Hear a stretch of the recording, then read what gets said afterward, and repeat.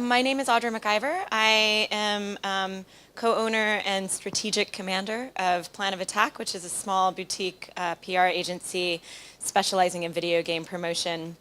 I've worked in video game PR for almost 15 years now, so I've seen a number of changes in the industry, as you can imagine, in an industry that changes as much as this does. So anyway, without further ado, let's get into some stats. So,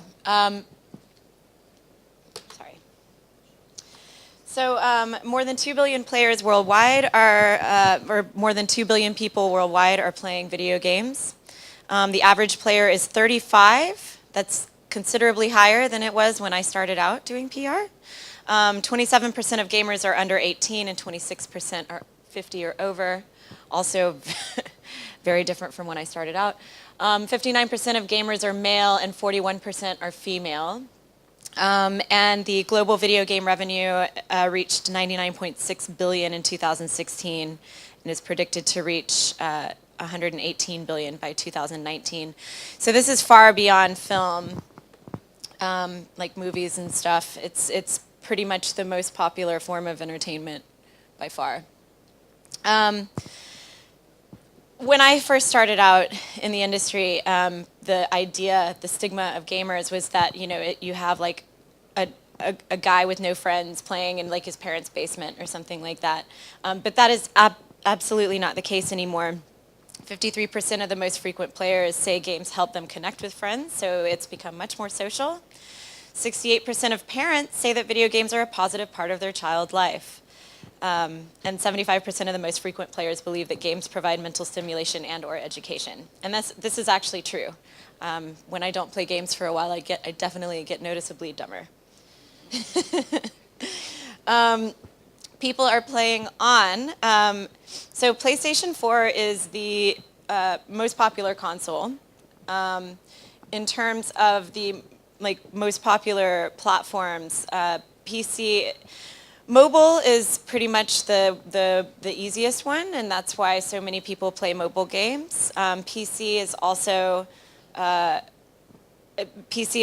popular. And then you have the consoles: PlayStation 4, Xbox One, Wii U, but nobody cares about Wii U anymore.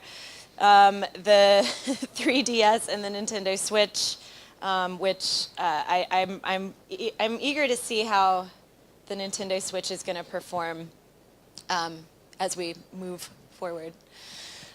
So VR is a bit of a tricky one at this time because the technology is pretty good, but the market penetration for the headsets is not. So a lot of games, we've worked on some VR games, and I want you guys to keep making VR games and pushing forward, pushing the limits with it. But right now, the sales just aren't there.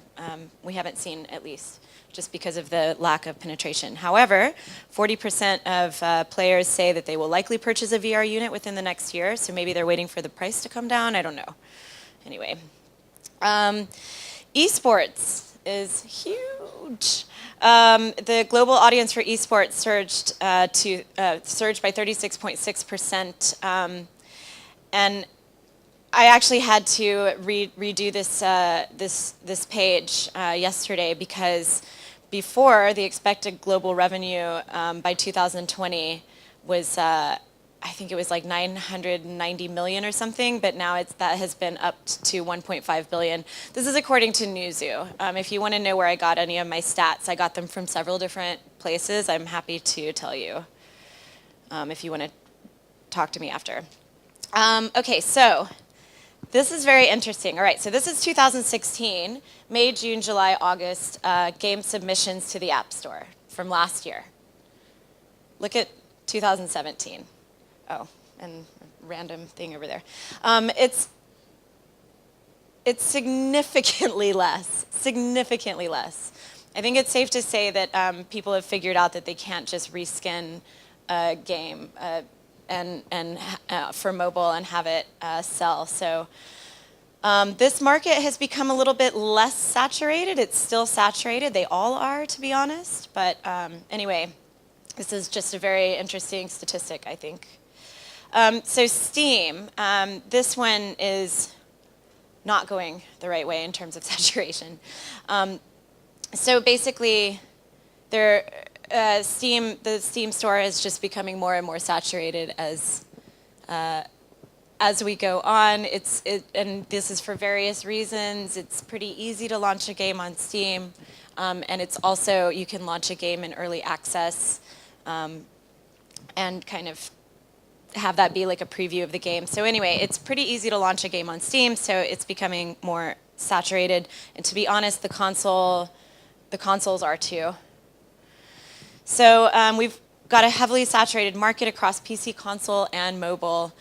So you've really got to do something special in order to get some attention for your titles. All right, here's avoiding the big mistakes. Make sure that you,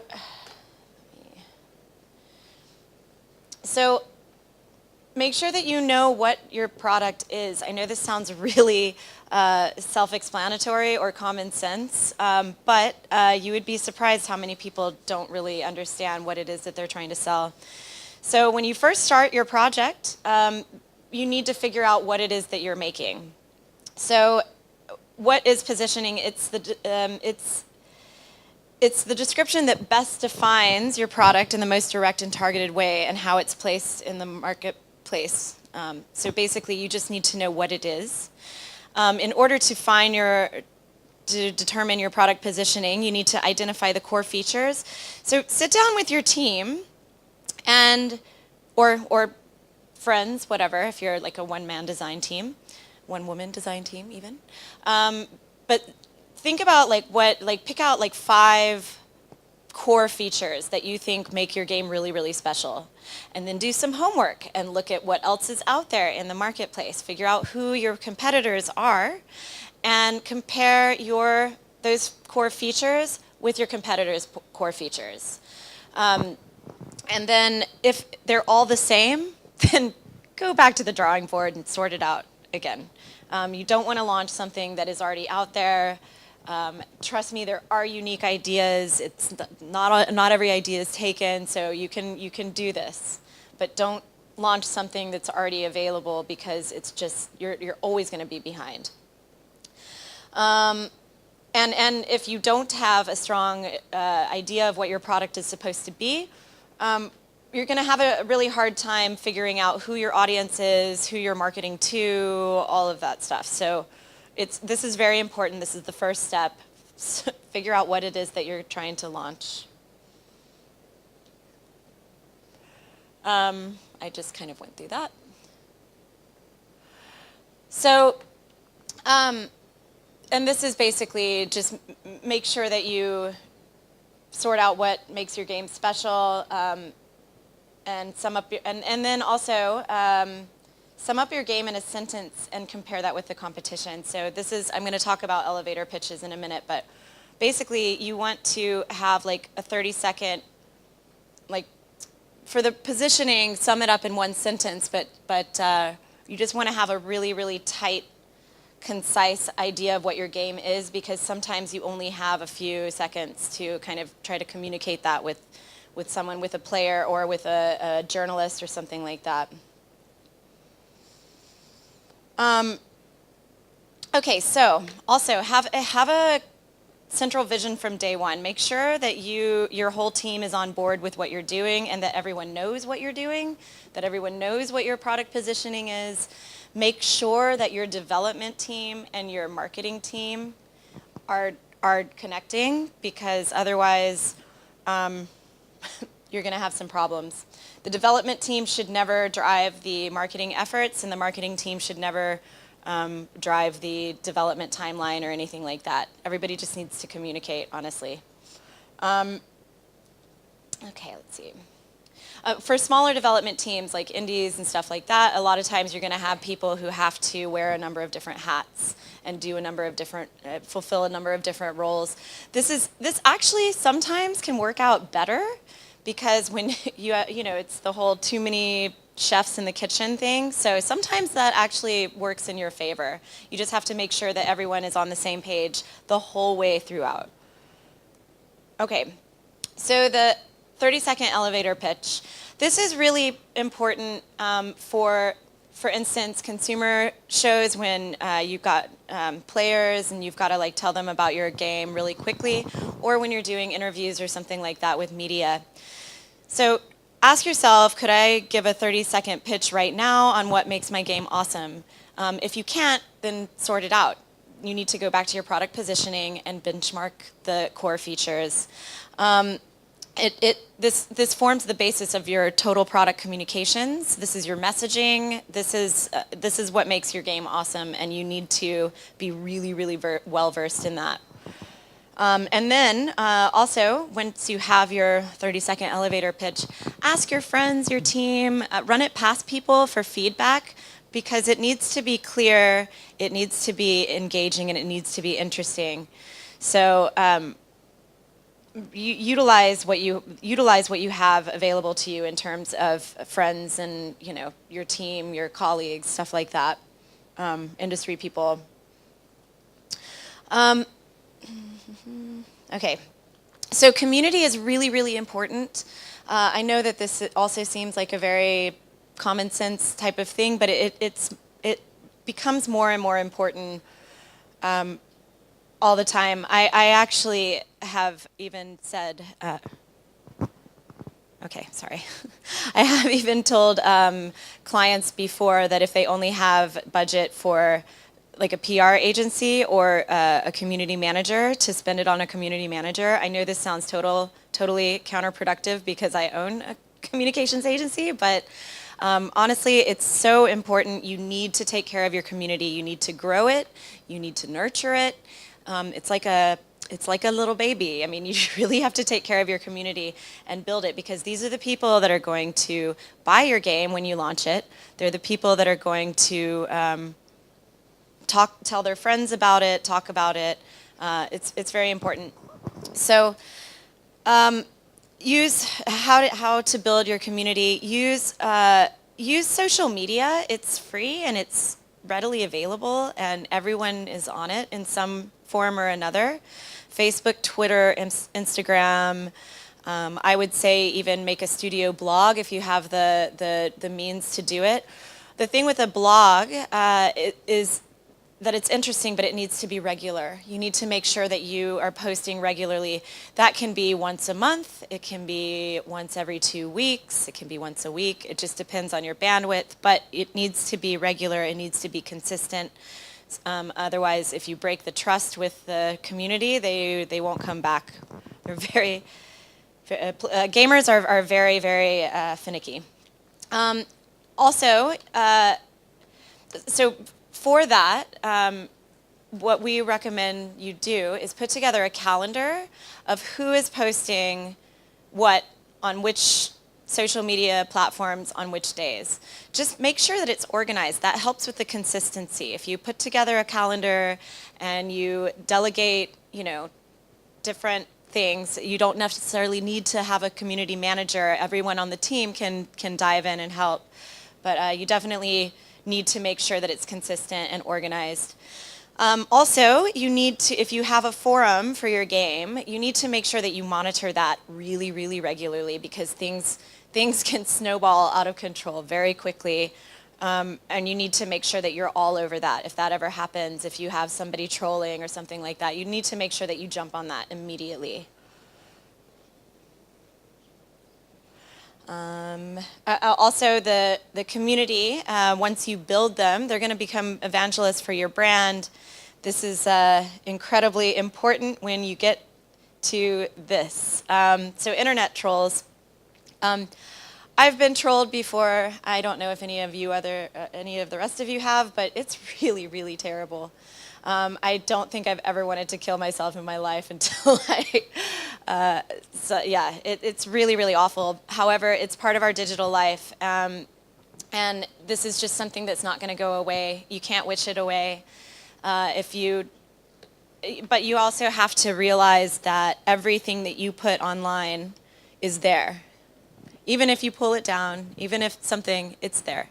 So you need to make sure that you always take the high road. The way to deal with trolls is be diplomatic and factual, take the high road, utilize your community. If you have a good community, they will jump in and they will, you know, fight the battle for you, and then you can kind of step back and say, well, I mean, I don't know, I'm just trying to be a good person. Basically, don't feed the trolls. If you try to respond to them in a negative way, that's what they want. It's only going to fan the flames. It's going to make it all worse. So just make sure that you take the high road. Just be diplomatic. Don't be negative at all, and eventually it will go away. But this is definitely something that is probably going to happen to you at some point in time in your life.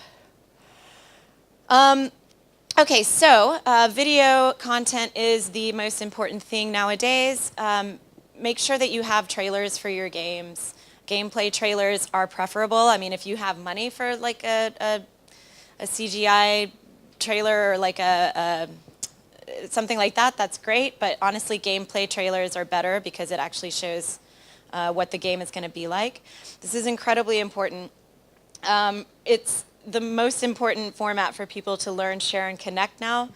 And it's the most direct way to communicate with your audience what you're doing. So video, it's so important now because the attention span of players and people online is just a lot shorter now. Like no one has any attention span anymore. So make sure that you make a video, make it nice. Make sure that you don't have like weird voiceovers or anything like that. Get feedback on your trailers if you need it, but it's important that those are really good. A lot of times that's the only thing that gamers are gonna watch about your game, and that's what's gonna tell them whether or not they want to play the game. So in order to make a video content plan, you just need to you need to make a calendar, figure out when you can produce trailers. Maybe you want to make a video game developer blog or something like that, like a video blog. That's a really great idea. That's very good for the community building. But you have to be consistent. You have to be organized with it. Make sure that you connect all of your social channels together, and that you share all of your videos. When you make a gameplay trailer, and it's a really good trailer, you want to get it out as far as possible. HD quality is a must because basically everyone is performing at that level. So, all right, and then we have streamers or influencers, however you want to call it. So Twitch is huge. I think Twitch is going to get much bigger, just with the fact that Twitch integration in games now, it kind of feeds into esports and all that stuff. So I definitely think that Twitch the numbers are going to go up.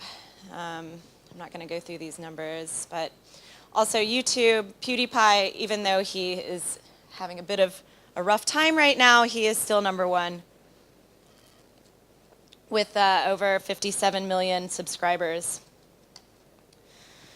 The top 100 YouTube gaming channels collectively have over 550 million subscribers, and you can check the 100 most popular YouTube gaming channels if you go to VidStats. This really long link. I'm happy to send it to you if you don't want to like write that all down. So working with influencers is very important. We started building our influencer database a few years ago because my business partner and I, Chris, we kind of saw how things were going. I didn't realize that it was going to become so important the way that it is. It's pretty much the thing that moves the needle the most in terms of sales and in terms of discoverability. So you absolutely need to work with influencers. You need to understand how to work with them. They do necessitate a little bit of a different approach because they're not traditional media. In a lot of ways, you can treat them similarly to traditional media, but you have to understand that they don't abide by the same journalistic ethic that most traditional media do. So this is something, this can foul you up a little bit if you don't handle it properly. You can do brand partnerships with some of the big streamers, or basically any streamers. It costs money, and it varies. It depends on what streamers you're looking at. It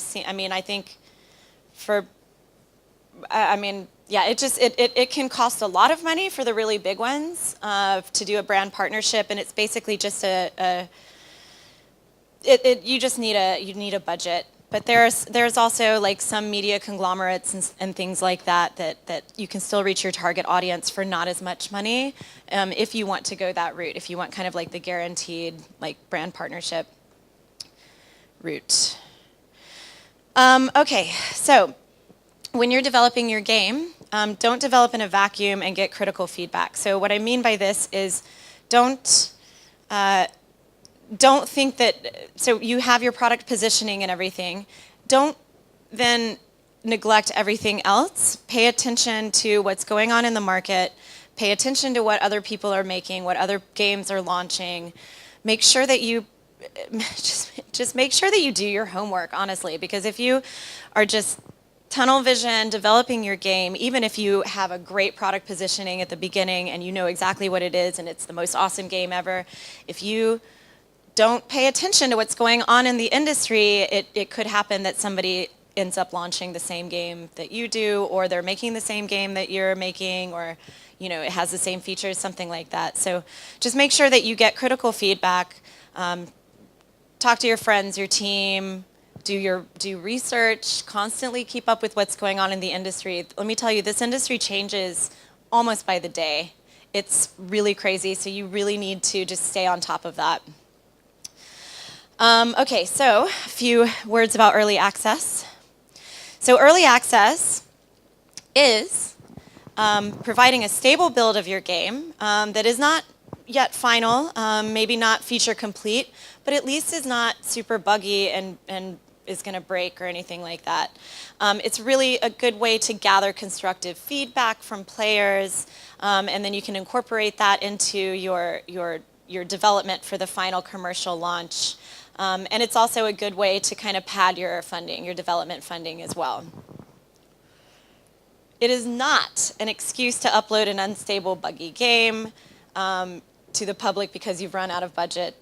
It is not a guarantee of success. If you get negative feedback on your early access game, sometimes that's the only thing that people are going to see, and you've kind of, you've shot yourself in the foot, because really you kind of get only one chance to make a first impression.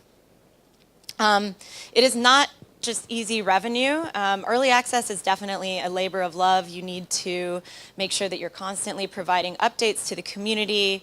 You're constantly making updates and patches and everything in your game, and you need to make sure that you communicate all of that to your community as you go along. But it's definitely a labor of love. Once you launch a game on early access, you're going to need to pay attention and nurture that. It's like, and then it's also not a means of getting instant visibility with press, because a lot of the bigger outlets actually won't even cover early access games because they only want to cover final products. So a lot of press will cover early access, but mostly it's just definitely not what you should do to get. If that's the main reason you're doing an early access game, it's better to just do a preview campaign or something like that. But a lot of the bigger outlets will not cover a game if it's not completely final, because a lot of them don't do previews anymore. So that's pretty much, and they look at this as a preview. Also, don't run out of time. Make sure, oh gosh. gonna break the thing. Make sure, okay, so basically in my experience, nearly 15 years of doing video game PR, very rarely have I seen a game launch exactly when it's supposed to. The only ones that do are the ones that have such massive marketing budgets behind them. I launched The Sims 3, I launched Metal Gear Solid 4. Those launched on time because they've got a massive marketing budget behind them, and it's pretty much you're screwed if you don't launch on the time that you're supposed to. However, and I'm sure all of you can think of various examples of when a game has launched because of the marketing budget and it was not ready and it was buggy and things were, things weren't the way they were supposed to be, faces are missing, stuff like that. I'm sure you guys all know what I'm talking about. Anyway, just give yourself a little bit of extra time, pad your development schedule with extra time. Because Murphy's Law is very real. If something can happen, your game will break, 4 days before launch, the game will break, there's some bug or something like that. Just give yourself some extra time and then you don't have to stress. It's like going to the airport an hour before you think you need to because you don't want to stress out. Yeah, this happened to us actually. Lance has like the worst travel luck ever. I fell victim to it this time. All right. Be honest and transparent with your community and your players. If there's something wrong, if you have to delay launch, something like that, if you've announced your launch date and then a game-breaking bug happens, just be honest with your community. Just say, look, the game isn't quite ready. We're going to take another week or another whatever. Just be honest and transparent, and your community will accept that and they will appreciate that. And that's also part of like nurturing your community as well. If you're honest and transparent with them, then they trust you. Definitely attend trade events. These are very important for a number of different reasons. Let's see. Oh, wait. Hold on. Okay. So, yeah. So trade events. Yeah, I guess I can go ahead. All right. So these are things that you can't avoid at a conference. A tenfold increase in alcohol consumption. Poor diet choices caused by the tenfold increase in alcohol consumption the night before, and then being late for everything you have an appointment for because you've got crowded halls. This is a picture of Gamescom, and this is actually a little bit light on the Gamescom crowded halls. I don't know if any of you guys have been to Gamescom, but it's absolutely insane. Anyway, these are things you can't avoid. When you go to a conference, be prepared to completely run your body through the ringer for about 3 days, but you're going to do a lot of networking. You're going to meet a lot of other industry people, a lot of people that will be your friends for the rest of your career, possibly the rest of your life. When you've been doing it for a long time, it becomes almost like a family reunion when you start going to these conferences all the time. But it's very important because you can bounce ideas off of each other. You can meet with press. If you have a game to show, you can meet with press. You can start building those relationships. It's important, but you definitely need to make sure that you, because conferences can be quite expensive to participate in. So make sure that you look at what conferences are coming up, compare it with your development schedule, and see when it makes sense to participate in a conference. Don't go to a conference just to do it. Because that's just going to be pricey.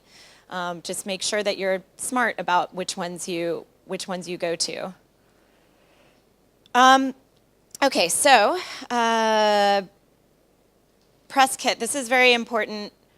You need to have a very good, solid press kit when you launch your game. You need to have easily available logos, high quality logos, screenshots. You're going to want, between 10 and 20 screenshots, really good screenshots in your press kit. Videos, whatever videos you have, company bio. Am I missing anything? I think that's about right. Company bio, yeah.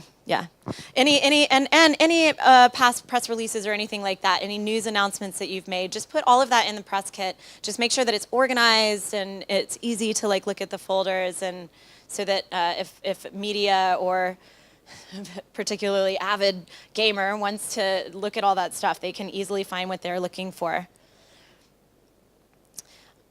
Oh.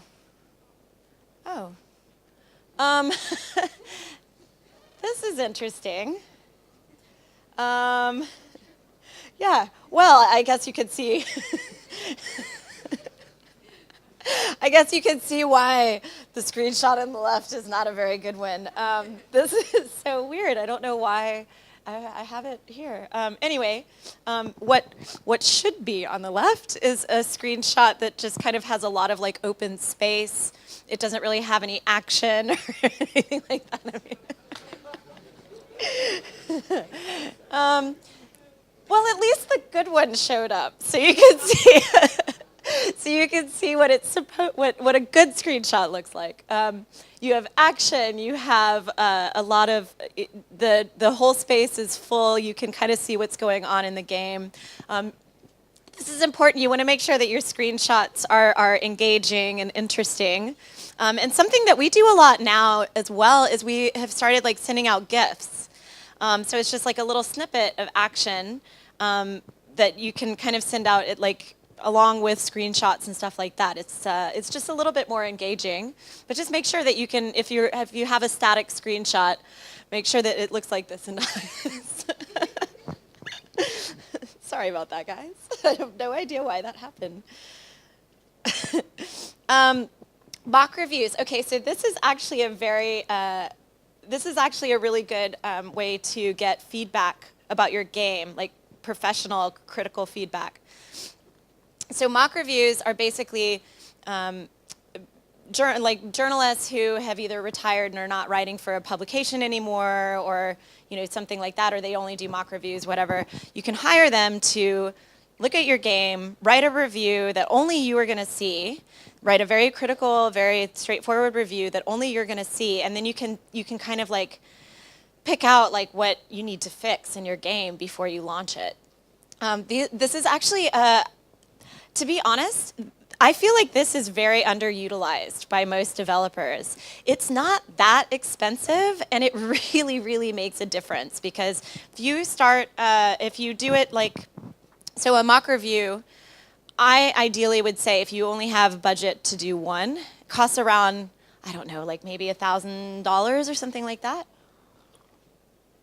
But if you only have budget to do one, I would do it when you have like a kind of a beta of your game or something like that. Like when it's a little, it's still maybe a little bit buggy, but pretty early in development, not like when the game is already finished. Just because then you can kind of pinpoint where some of the problem issues are in your game.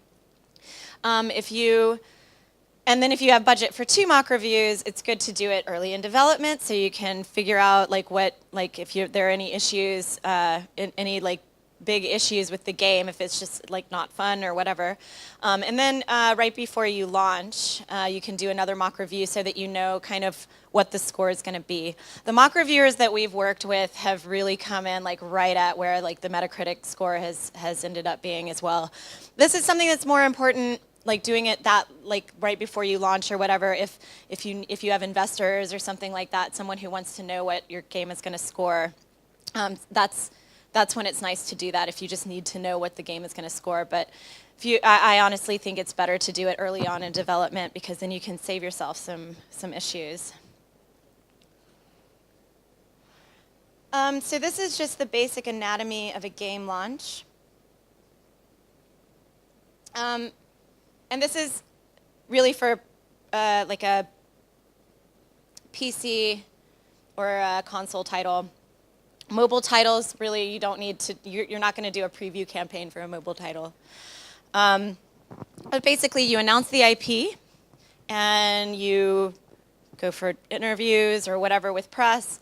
And then, depending on the game, Approximately 6 to 8 weeks prior to launch, you're going to do a preview campaign. Not all media will not all media will do previews, but there are a lot that will. So 6 to 8 weeks, the game isn't completely finished, but it's stable. It's not like super buggy. You do preview campaign. Oh, sorry.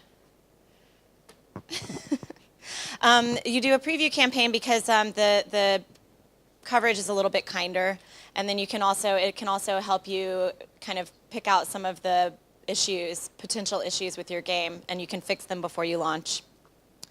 Then about, I don't know, 2 to 3 weeks before you're launching, when you're sure, basically when the game is final, when it's absolutely final, there's nothing else that can go wrong with it, then you announce the launch date. And then you also you can start seeding reviews with the press at that time as well.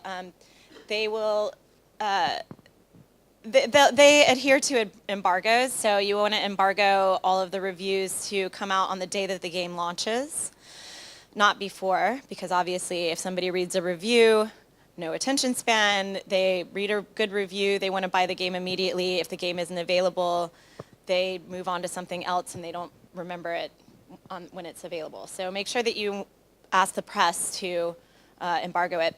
With streamers, to be honest, most of them that we've worked with are happy to kind of wait and post, when we ask them to, but they're not bound by the same integrity that journalists at traditional media are. So you definitely want to be a little bit careful with them. I think we usually start seeding review codes with streamers like a couple days before launch or something like that. And especially if you have a game that's like has some kind of a twist or something in it, I would say don't pitch that to streamers until the game launches, because they can do a stream and give away the whole thing of your game, and there's no reason for people to go and buy it then.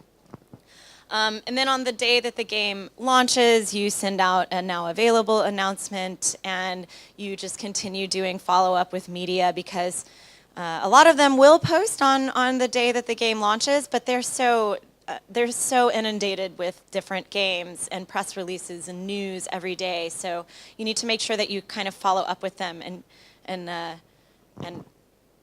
just make sure that they don't forget about you, basically. That's honestly 90% of what we do, is just follow up with media, constantly keep in contact with them, remind them, hey, I sent you a code 2 weeks ago, are you going to post a review?